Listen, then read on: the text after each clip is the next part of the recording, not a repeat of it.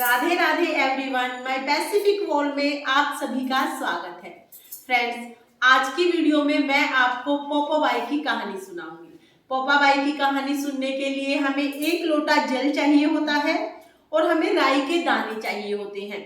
राई के दाने हाथ में लेकर ही हमें ये कहानी सुननी है। और देखिए, पोपाबाई की जब हम कहानी सुनते हैं तो कहानी का नियम हमें मकर संक्रांति से लेना होता है। मकर संक्रांति के दिन सुबह स्नान आदि करने के बाद हम ये कहानी सुनते हैं।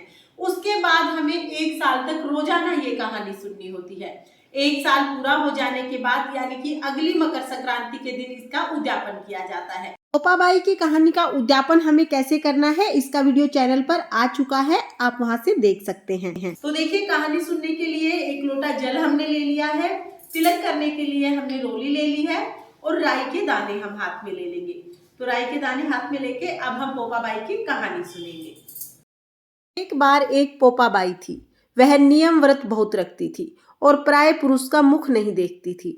एक दिन उसने अपने भाई भाभी से कहा कि मैं शादी नहीं करूंगी, मेरी गांव से बाहर झोपड़ी बनवा दो।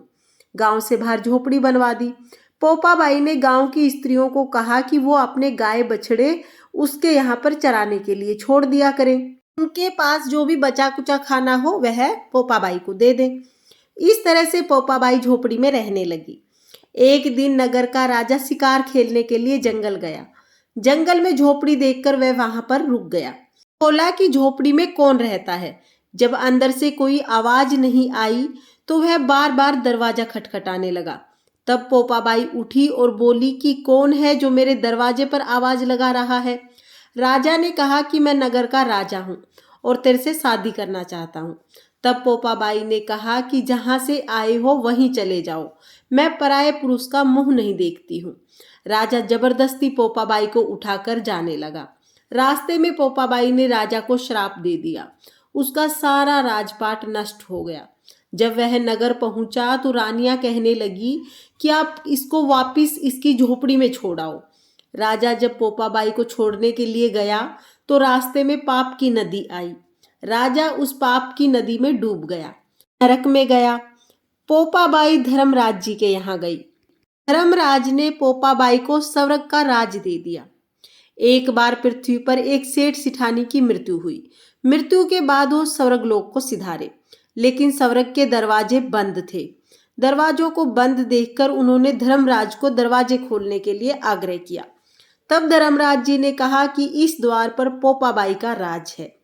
तब सेठ सिठानी ने कहा कि हम पोपाबाई को नहीं जानते। धर्मराज जी बोले कि 7 दिन के लिए मृत्युलोक में वापिस जाओ। वापिस जाकर 7 दिन पोपाबाई की कहानी सुनो। 7वें दिन 8 खोपरा में राई भरकर यानी कि 8 गोलों में राई भरकर उनके ऊपर 5 कपड़े रखकर उद्यापन करो और इस तरह से कहें, राज है पोपाबाई का, लेखा लेगी राई राई का। राज है पोपाबाई का, लेखा लेगी राई राई का। सेठ सिठानी ने मृत्युलोक में जाके पोपाबाई की कहानी सुनी और उद्यापन किया। इस तरह से उनके लिए स्वर्ग के दरवाजे खुले।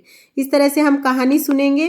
पोपाबाई की कहानी सुनने के बाद राई के दाने हम लोटे में डालेंगे और उसके बाद ये लोटा हम सूर्य देवता को अर्घ दे देंगे। कहानी हमें पूरे 1 साल तक सुननी है। फ्रेंड्स, मकर संक्रांति को हमें क्या क्या दान करने चाहिए, कैसे दान करने चाहिए, कौन कौन सी कहानियों का नियम लिया जाता है, उन कहानियों का उद्यापन कैसे किया जाता है, इस तरह की सभी वीडियोस आपको मेरे चैनल पर मिल जाएंगी। लिंक मैं आपको डिस्क्रिप्शन में दे दूंगी, आप वहां से देख लेना। देखने के लिए बहुत बहुत धन्यवाद। राधे राधे।